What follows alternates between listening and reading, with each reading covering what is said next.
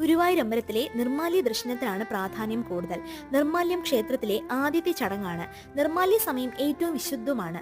രാത്രി മുഴുവൻ ക്ഷേത്രത്തിനുള്ളിൽ ഉണ്ടാകുന്ന ചൈതന്യവും ഭഗവാന്റെ വിഗ്രഹത്തിൽ നിന്നും ഉണ്ടാകുന്ന ഊർജവും 10 മടങ്ങ് ഇരട്ടിയായാണ് നിർമ്മാല്യ സമയം വിശ്വാസികളിലേക്ക് എത്തുന്നത്.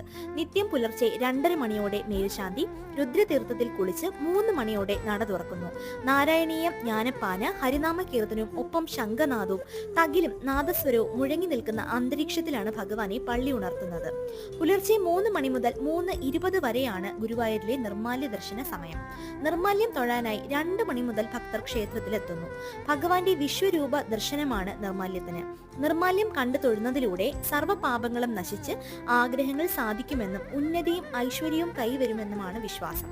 ഗ്രഹങ്ങളിലെ വ്യാഴ ബുധ ദോഷങ്ങൾ മാറാനും നിർമ്മാല്യ ദർശനം സഹായമാകുന്നു. വീഡിയോ ഇഷ്ടമായെങ്കിൽ please like, share and subscribe.